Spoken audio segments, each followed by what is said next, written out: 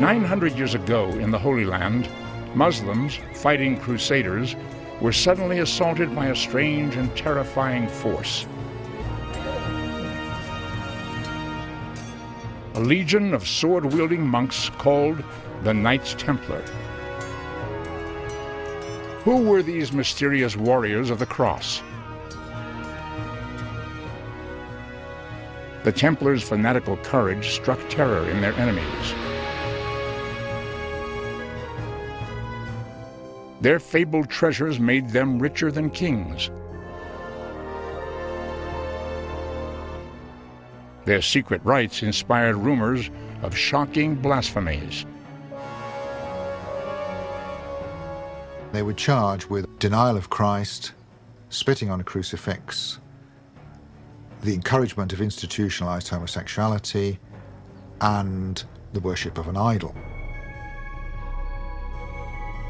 Did the Templars find ancient secrets buried beneath Solomon's temple? Did they once possess the holy Shroud of Turin? Some believe they planned to seize part of Europe for themselves. They were immensely powerful, immensely wealthy, haughty, arrogant men. It's perfectly understandable that they might have wanted to create a state of their own.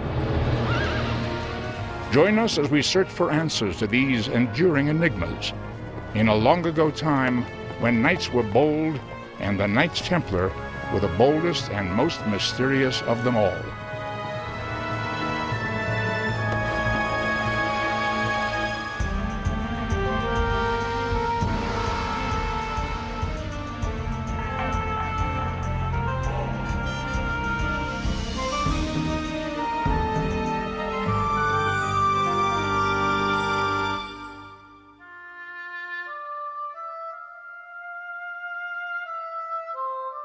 The Holy Land, venerated by Christians, Muslims, and Jews.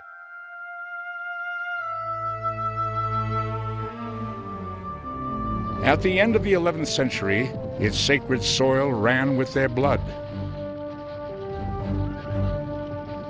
In the year 1096, Pope Urban II sent an army of crusading knights from Western Europe to capture the birthplace of Christianity from its Muslim overlords, the Saracens.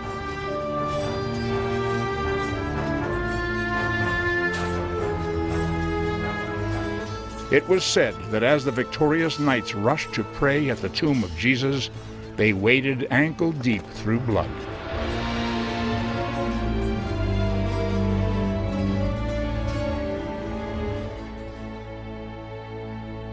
By the year 1100, the Crusaders ruled lands stretching from the Sinai Peninsula to northern Syria.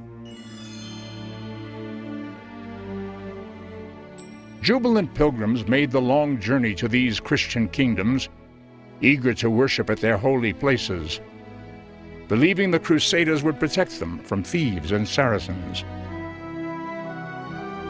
The Crusaders could not help them.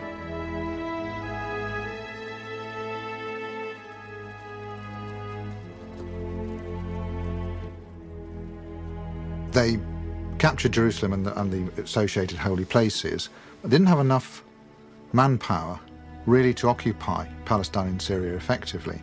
So it was really rather dangerous if you were a pilgrim traveling about the roads of Palestine. In the year 1118, a group of 9 knights presented themselves to Baldwin II, leader of the Crusaders and king of Jerusalem.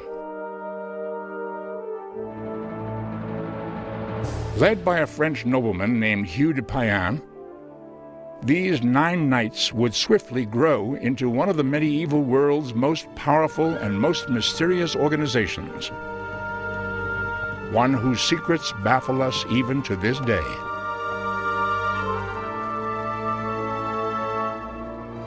They called themselves the Poor Knights of Jesus Christ.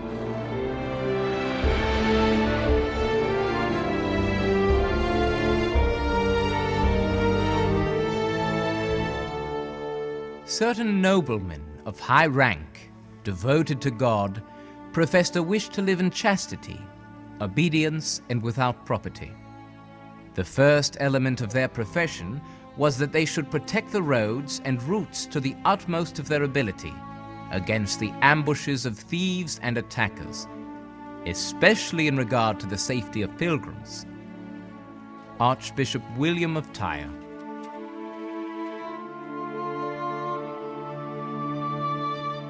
King Baldwin offered the poor knights lodgings in an unused wing of his palace on Jerusalem's Temple Mount. The Crusaders believed this had once been the site of ancient Israel's Holy of Holies, the Temple of King Solomon.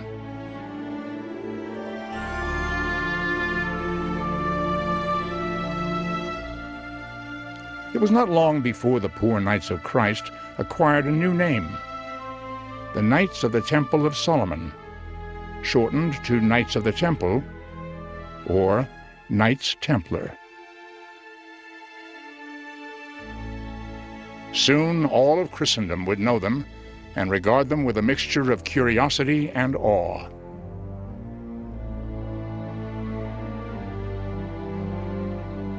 For the medieval world had never known anything like the Knights Templar.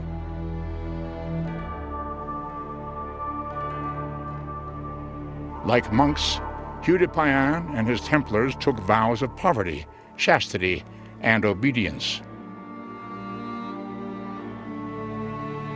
They rose before dawn to pray and took their simple meals in silence.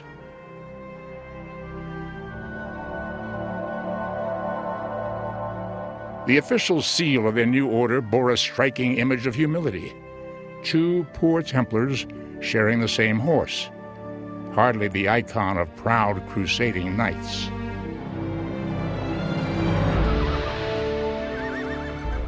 Yet the Templars were devoted to war. Hugh de Payens and his 9 knights guarded the pilgrim routes with a skill and ferocity that would make the Templars feared and respected throughout the Middle East.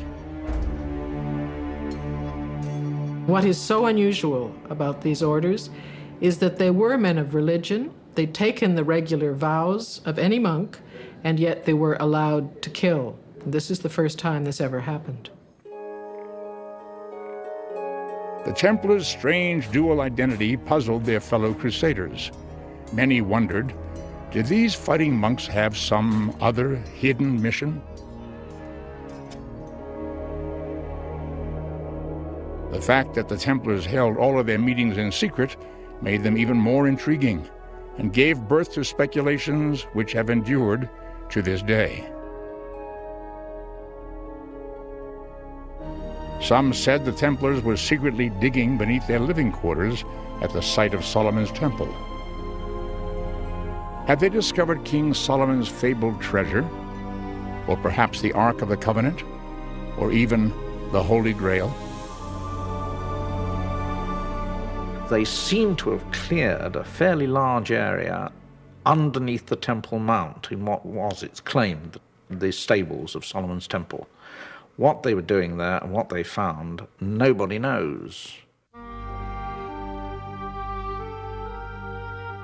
It's a mystery whether the Templars excavated anything under Solomon's temple. There isn't any sign that there was any digging that took place there. It was a sacred site. I doubt very much they would have dug into it.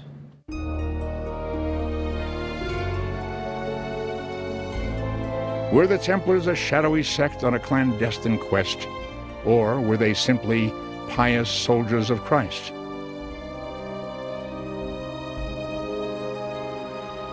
However humble their beginnings, theirs would be an extraordinary destiny.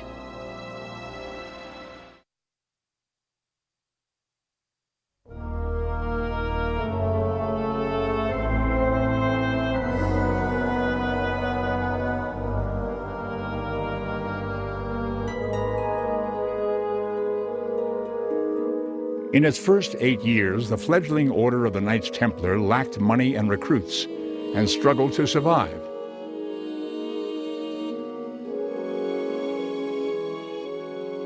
At times, its very existence seemed in doubt. Then, in the year 1126, everything changed. In that year, Hugh de Payens, leader of the Templars, returned to France. There, he won the support of Bernard of Clairvaux, known to history as Saint Bernard, the most brilliant and powerful churchman of his time. Their warriors are gentler than lambs and fiercer than lions, weighting the mildness of the monk with the valor of the knight, with one soul and one heart. Bernard of Clairvaux. Having the support of the single most influential churchman in the West in the 1120s and 1130s enabled a small, rather obscure group of men vowed to protect the pilgrim routes, enabled them to become very famous, and then they begin to attract many donations and many supporters and members. The poor Knights of the Temple soon found themselves one of the wealthiest organizations in Europe.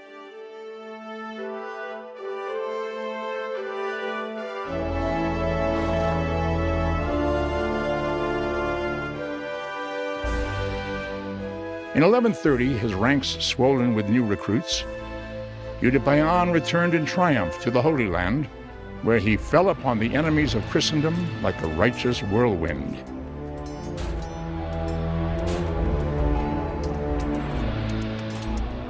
By 1165, the Templars had built a string of impregnable castles along the border of Crusader lands.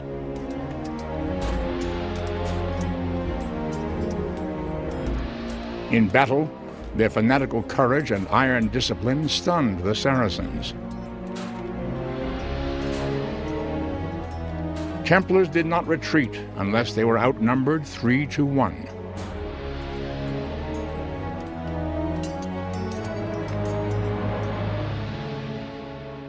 If the Saracens captured Templars, they beheaded them, instead of ransoming them, as they did less frightening opponents.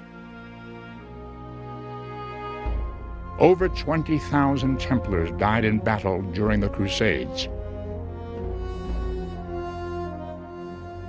And yet, strange as it may seem, Templars and Saracens came to honor one another. When I was visiting Jerusalem, I used to go where my Templar friends were staying. Along one side of the building was a church. The Templars placed this spot at my disposal that I might say my prayers. Usama ibn Munkid, Saracen diplomat.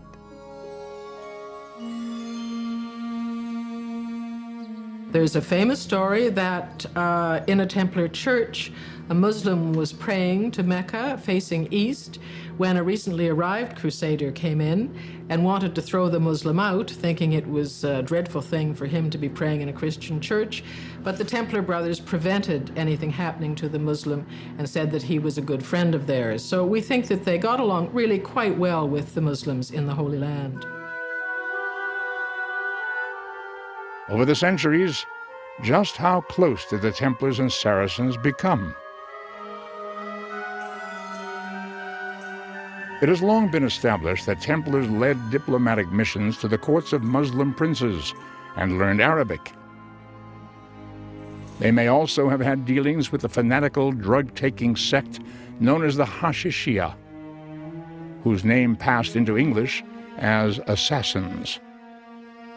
The Templars certainly had quite extensive connections with the Islamic and the Judaic cultures. They absorbed a great deal of their cultures. It's even said that they brought the chess game into Europe. It was rumored that the Templars' Muslim and Jewish friends were teaching them the ancient wisdom of the East. Secret arts such as alchemy, astrology, and numerology.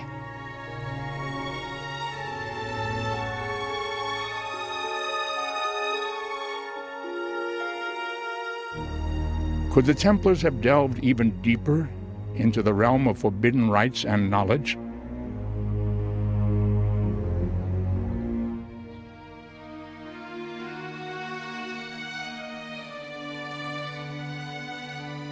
In the ruins of Templar churches, strange disembodied heads stare down at visitors.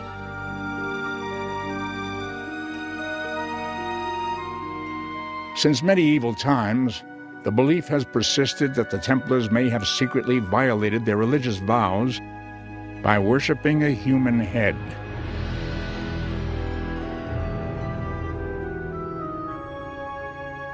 No one could agree on a description of the heretical head. Some described it as a beautiful woman made from silver and gold.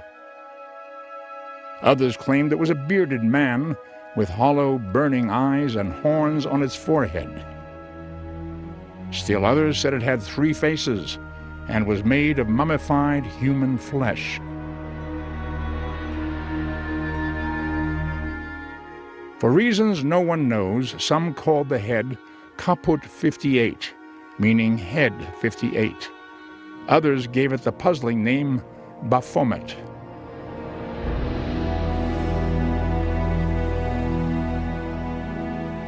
Remembering the Templars' close relations with their Saracen enemies, some historians speculated that Baphomet was Muhammad, and that the Templars were secret followers of Islam.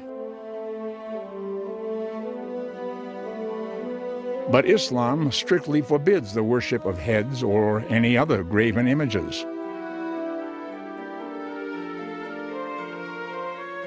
Then, in the 1980s, biblical scholar Dr. Hugh Schoenfeld proposed a startling new theory.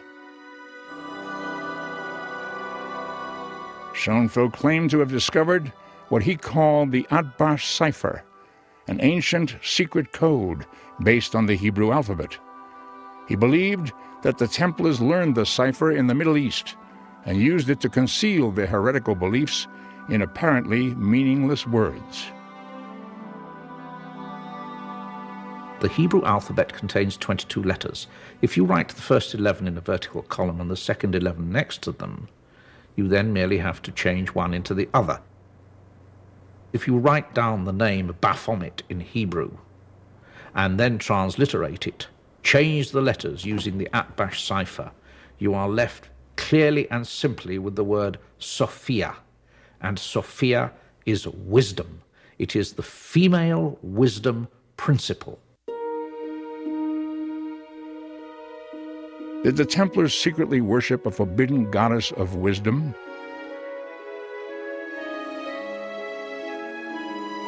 In the earliest days of Christianity, Sophia was revered by mystical sects called Gnostics, or those who know.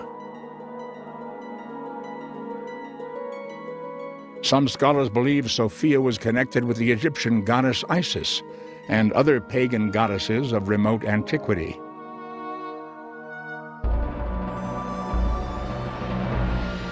In the 4th century, the Catholic Church outlawed the Gnostics.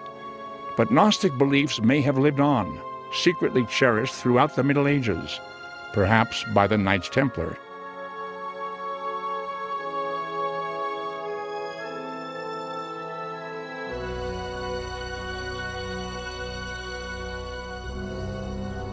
Despite scholarly skepticism, the belief persists that the Templars worshipped a mysterious head.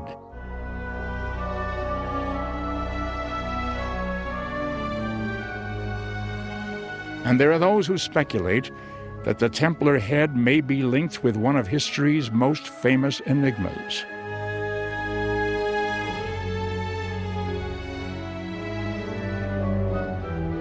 The 12th century church of Temple Combe village in southwestern England, in medieval times a stronghold of the Knights Templar.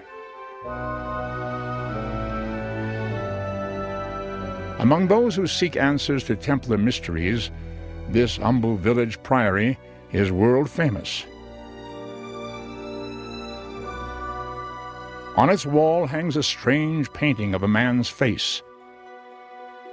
Dated by archaeologists to the late 13th century, known as the Temple Combe head. There are those who believe the Temple Combe head resembles a famous Christian relic. The Holy Shroud of Turin, revered for centuries as the burial cloth of Jesus, bearing the imprint of his body and face. A curious medieval legend appears to link the Shroud of Turin with the Knights Templar.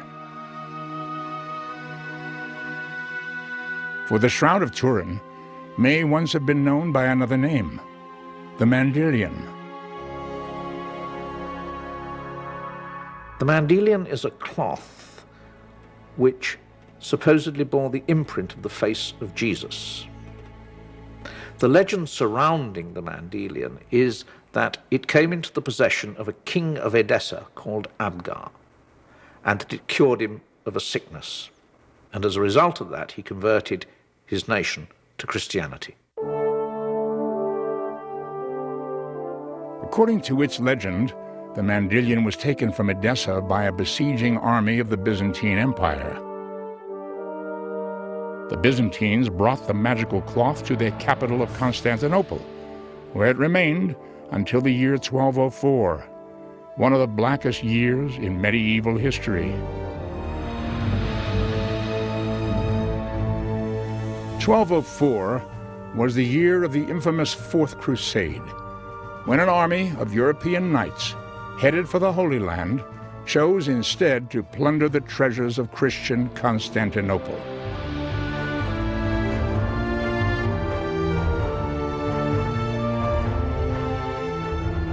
Medieval chronicles confirm that Knights Templar were among the Crusaders' ranks.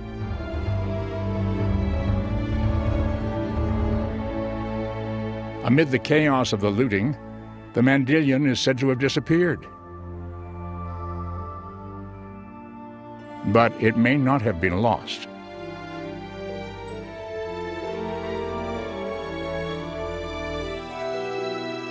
"150 years later, in 1350, the Shroud of Turin first appears in history in the possession of a French nobleman named Geoffrey de Charnay. Geoffrey de Charnay's uncle, also named Geoffrey, was a high-ranking official of the Knights Templar.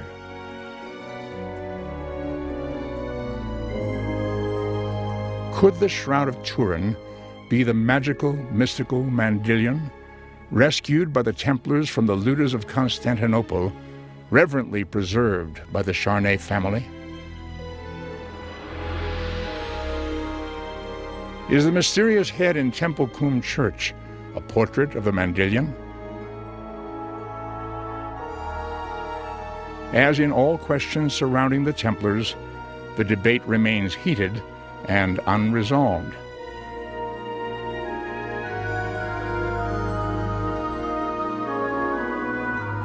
The image of Christ at Temple Coombe is a standard image of Christ in medieval art, and you'll find it everywhere. It bears no special relationship to the Shroud of Turin. If the Mandilion is the shroud, and if it had been in the possession of the Templars, there is the interesting coincidence that Geoffrey de Charnay was the uncle of the man who 50 years later had the Holy Shroud of Turin. It's therefore possible to make the case that the Shroud of Turin is the Mandilion. Whether or not the Templars once held the Shroud of Turin remains unknown.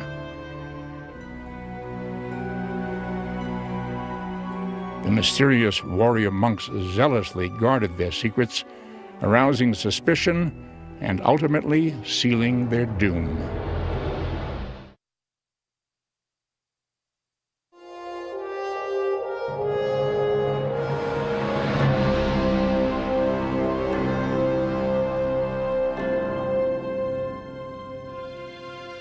As the 13th century ended, the Knights Templar stood at the peak of their wealth and power.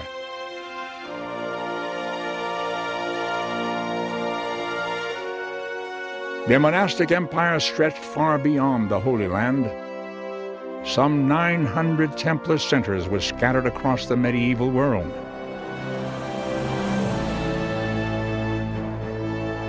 They had a highly trained, battle-hardened army and a network of impregnable fortresses from England to Egypt. The warrior monks were rumored to be unimaginably rich. They may have owned as many as 15,000 properties across Europe. Yet, as a religious order, they paid no taxes. The Templars seemed to have more money than most princes. Indeed, most princes owed them money.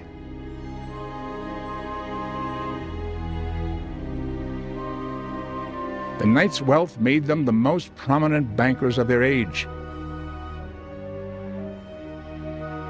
To handle international transactions, they invented a medieval version of the traveler's check. They bankrolled the wars and the lavish lifestyles of Europe's kings and princes. Time and power seem to have eroded the order's strict discipline. To drink like a Templar was becoming a common expression. But the Templars' power was nothing to joke about.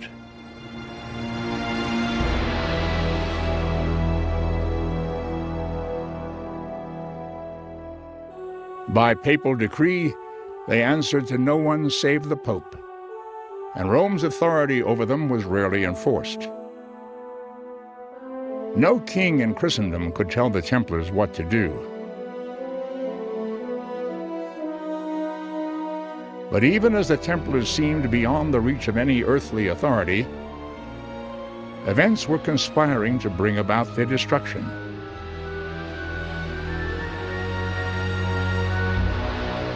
For decades, the Templars and other Crusaders had been fighting a losing battle to keep the Holy Land.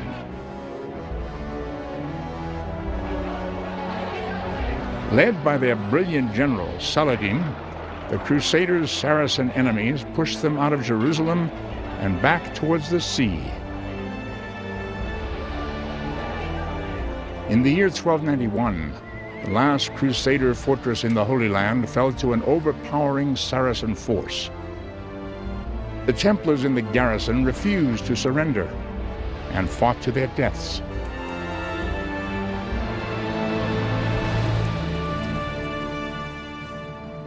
With the Bible lands now firmly back in Saracen control, Templar armies retreated to Europe, watched nervously by Europe's kings.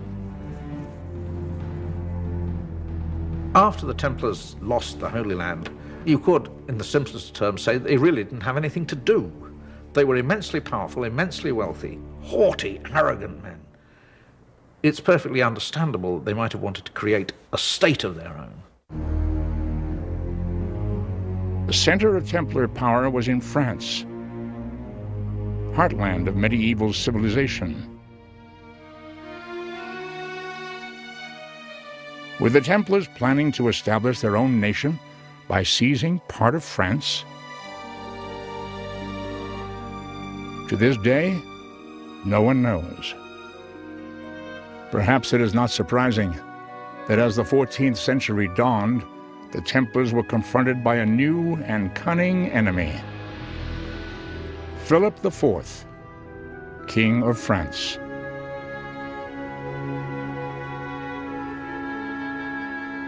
King Philip IV of France is an enigma.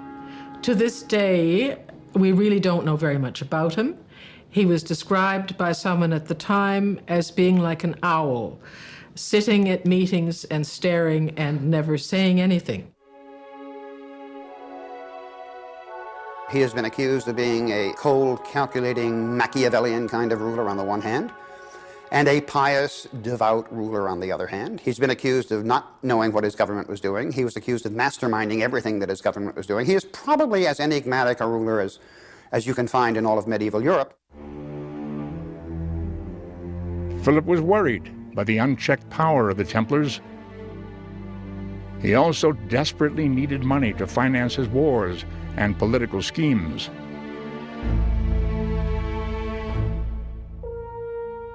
The French monarch resolved to crush the Templars and to seize their staggering riches for himself.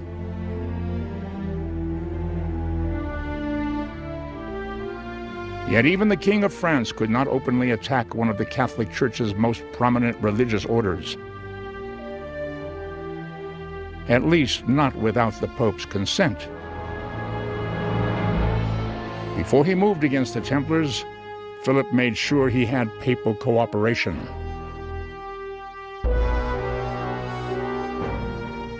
He ordered his officials to kidnap the Pope, who soon died. The next Pope also died, mysteriously, allowing Philip to place his own candidate, Clement V, on the papal throne. Old and ailing, Clement would not stand in Philip's way. With lethal precision, the king struck. Friday, April 13th, 1307. Just before dawn, Philip's constables raided every Templar center in France.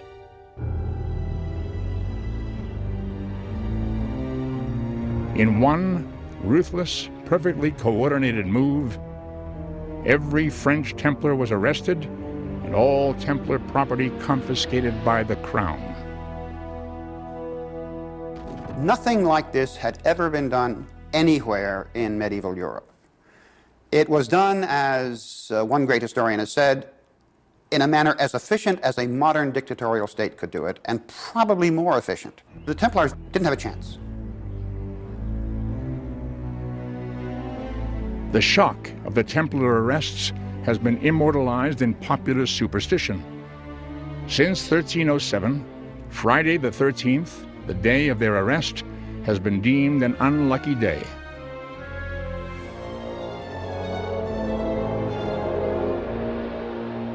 With the French Templars in his power, Philip wasted no time carrying out his vow to destroy the order.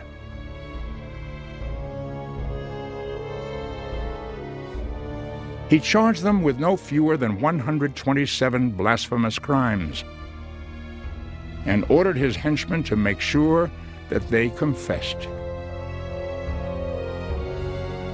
A large number of the Templars were tortured, and tortured quite brutally. One man describes being kept tied up in a pit for many months. Others were tortured on the rack.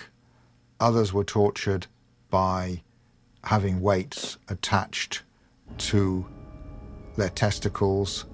Others were attached to a rope, and this was thrown over a beam, and they were suddenly jerked over this beam.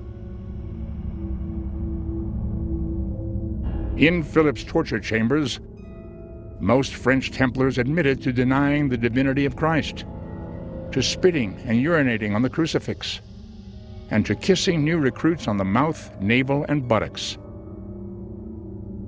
Some confessed homosexual acts.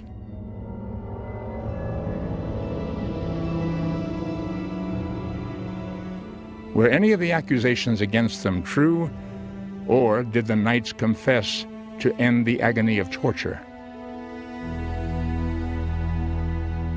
In 1314, 7 years after his arrest, Jacques de Molay, Grand Master of the Order, stunned his persecutors by publicly retracting his confession and proclaiming the Templars innocent. An enraged King Philip ordered Molay and 54 other French Templars burned at the stake.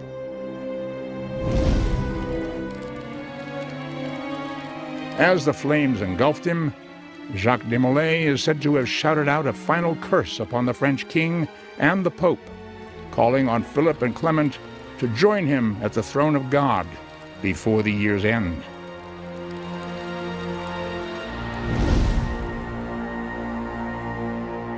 Within a month, Clement V was dead. Near the end of the year, Philip IV was mauled to death by a wild boar.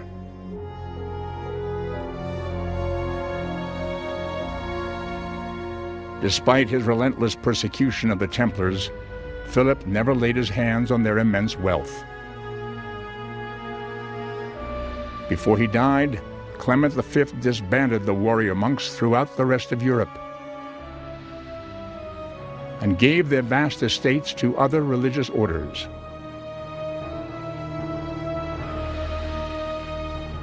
It was soon whispered that a few Templar knights had escaped, taking an enormous treasure with them, a treasure that has never been found.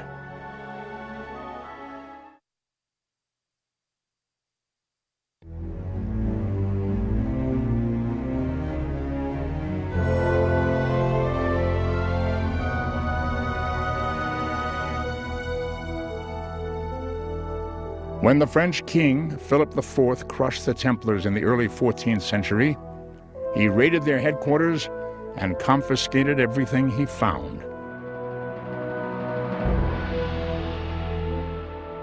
But Philip never found what he wanted most of all: the fabulous treasure the Templars were rumored to possess.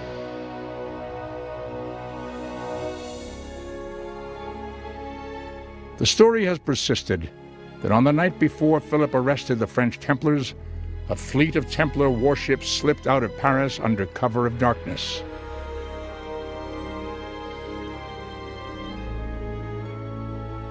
It is said that the Templar ships sailed down the Seine River to the Atlantic Ocean, carrying the Templars' legendary riches beyond King Philip's greedy grasp. Did the Templar fleet have the Templar treasure on board? We don't know, but it's one way, and a seemingly rational way, of explaining what happened to the treasure. Could it just have been that somebody tipped them off, it was piled onto the ships, and the Templar fleet sailed off, and some of them went down to Portugal, and some of them went maybe out to Scotland, some of them went up to the Baltic Sea, who knows, some, it said, went to America.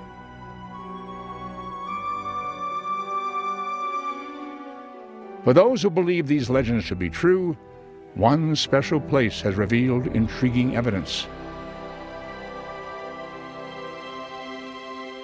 Roslin Chapel, one of Scotland's most beautiful churches and a monument to an enduring mystery. Located some 20 miles south of Edinburgh, it was built about 1450, nearly 150 years after the Knights Templar were disbanded. Yet, hidden throughout Roslin's dazzling interior, carved by master craftsmen with astonishing skill, are strange symbols some say only Templars could comprehend. In one dark corner, two men seem to sit astride one horse, the ancient Templar emblem. In another, an enigmatic figure reveals a human head. Could it be Baphomet or the Mandilion? The mysterious carvings of Roslin Chapel are proof to some that despite their official annihilation, some Knights Templar escaped to Scotland and found sanctuary there.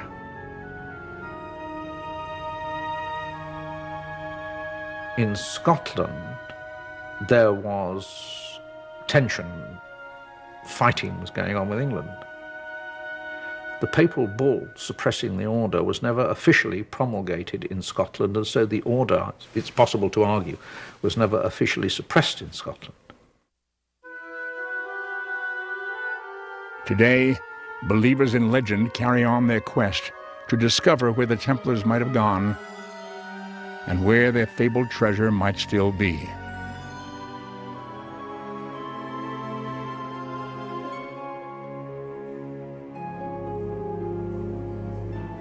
Others believe they've already found true Templar gold.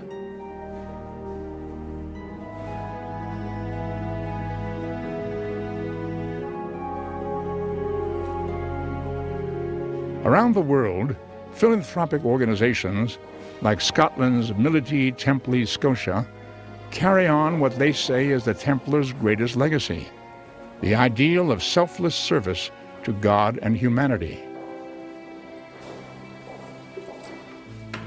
I think that the real mission for the Temple now in this modern world is that there is a necessity for a spiritual awareness which really has disappeared with the advancement of science and the destruction of a lot of our original beliefs. My brothers in Christ. It feeds the spiritual within to collectively be a group of people who believe in the same thing and a group of people that you can trust. I mean, that doesn't happen very often these days. You being chosen to be one of the honourable company of this most illustrious and ancient order of the Templar of Jerusalem. Today's Templar organizations are not direct descendants of the medieval knights. Do you promise and swear by the Holy Scriptures that wittingly you shall not break any statutes of the said order, or to the articles in them contained? I do, to serve God and Scotland. But modern Templars are inspired by a spiritual commitment the original Templars would no doubt recognize and approve. In the name of God, avaunt, Chevalier. I think the relevance of the Templar order is as strong as it was yesterday and will be in the future. It's all about developing yourself spiritually, finding your spiritual values and helping other people to find theirs also. Today's Templars are no longer monks and no longer only men. They wield their swords only in peaceful ceremonies. But they do lay claim to one of history's noblest traditions, and to secrets far greater than any lurid tales of hidden treasure or shocking rites. The mystery of the Templars comes from a knowledge of yourself. That is the greatest mystery. If you can attain that, then you will know all wisdom. Beyond all legends, beyond all beliefs, the Knights Templar have vanished into history.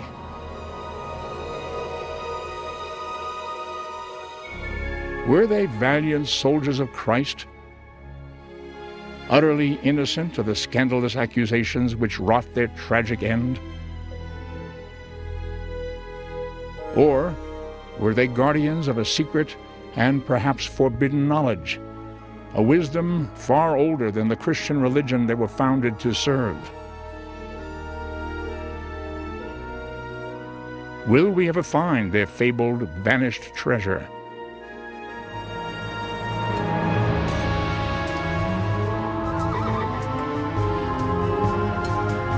We may never know the answers to these questions, yet as the centuries pass, the mysterious Knights of the Temple of Solomon will never cease to intrigue us, just as they fascinated our ancestors in days of old.